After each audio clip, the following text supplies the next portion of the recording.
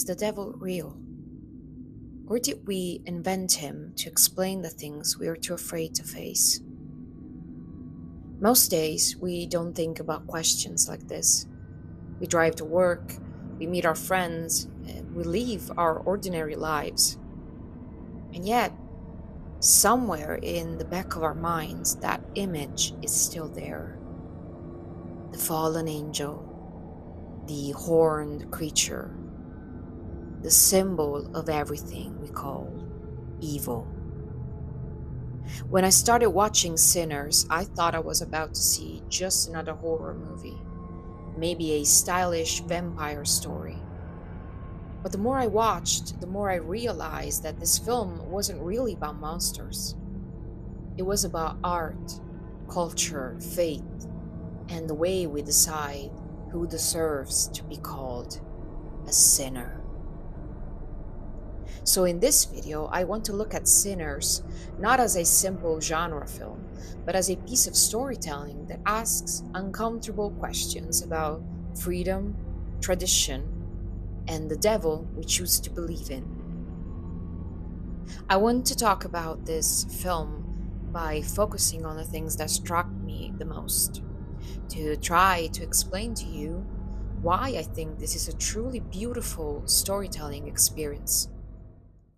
Before we start, a quick warning: there will be spoilers. So if you haven't watched this film yet, go and do that first. And remember, this is just my opinion. I'm not trying to change your mind or convince you to like the movie. It's just my personal take.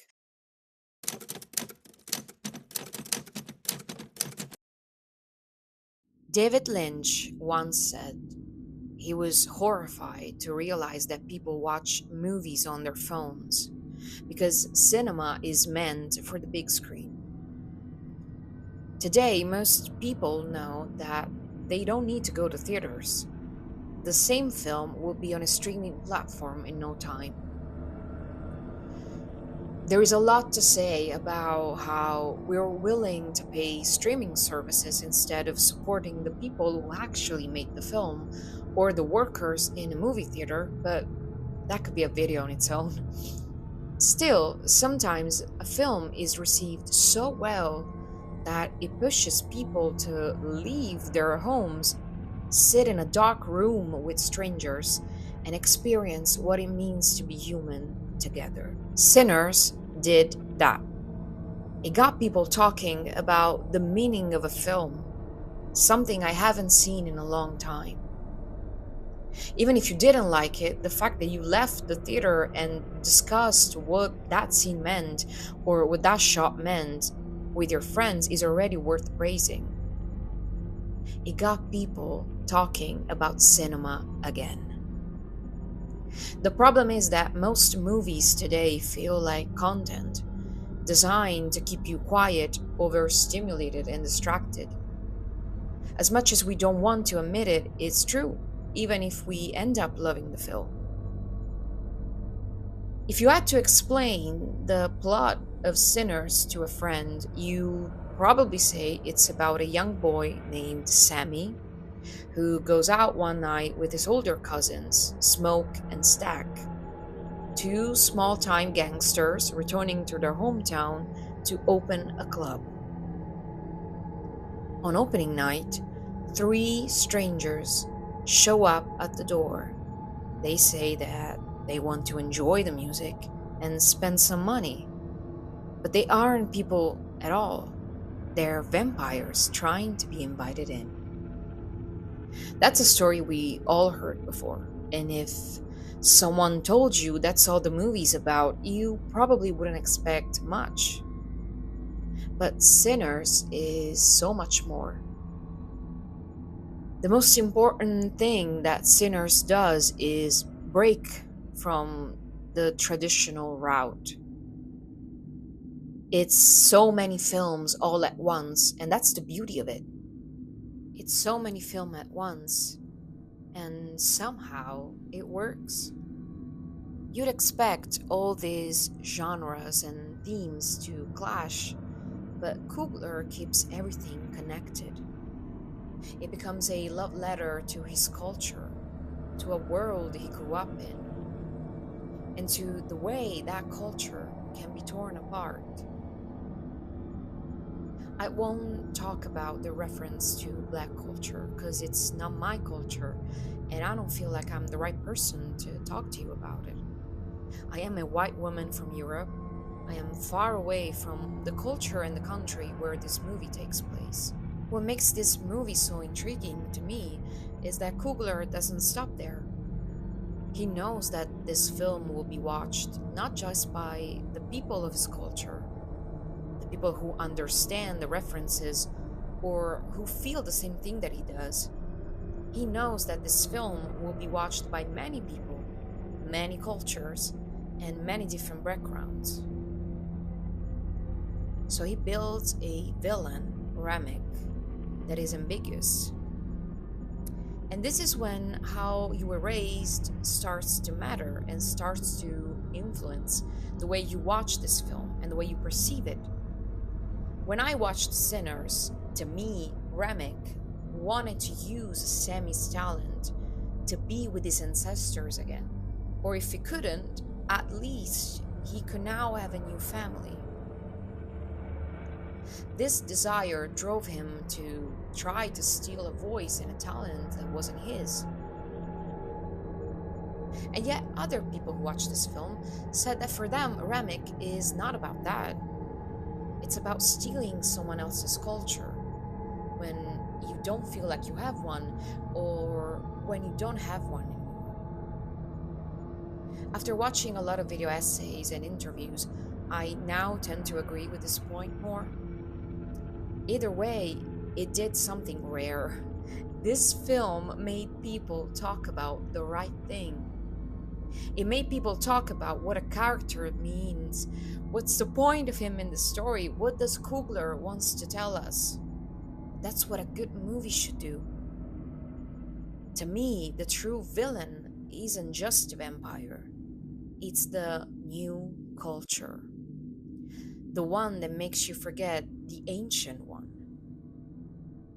The culture of your grandparents, of your parents. Sinners is a cautionary tale about not forgetting where you come from, and about how art is a direct lineage to those who came before you.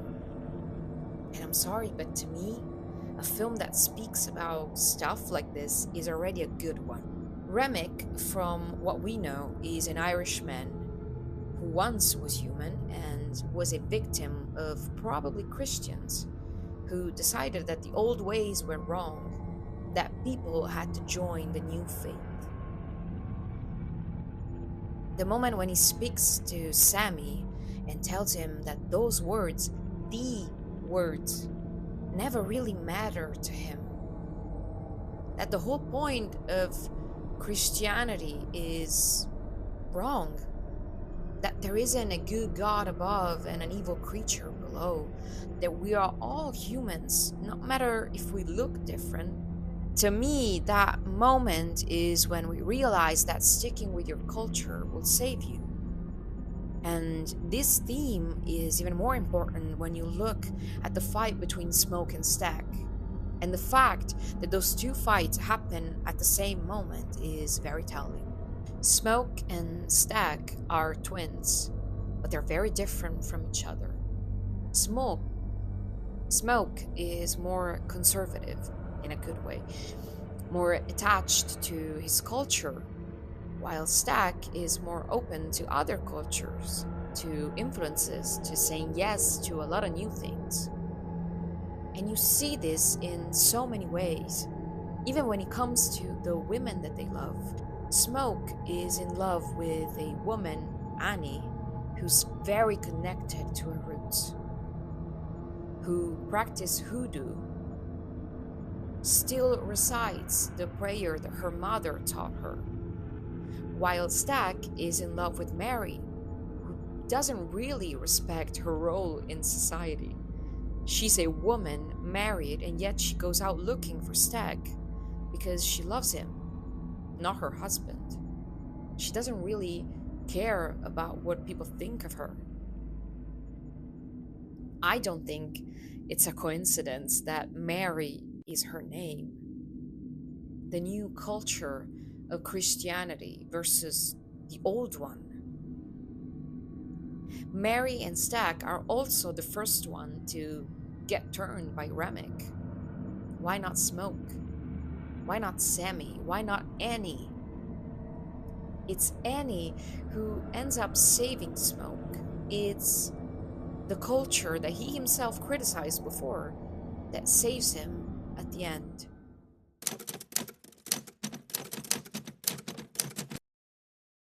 This film, it's also a beautiful letter to art itself. I truly believe that there is a reason why in historically hard times people are scared of artists. I just watched the Super Bowl halftime show, and I think that this point is made clear. Art is scary because it's honest. When art hits you in the right place, it leaves a trace behind. A good piece of art can change you to the core. I read a book once that spoke about the importance of dancing and how in today's rituals and today's religions, we have forgotten about it.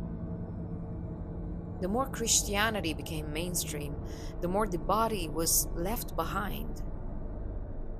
In older cultures, dancing was an important part of religion.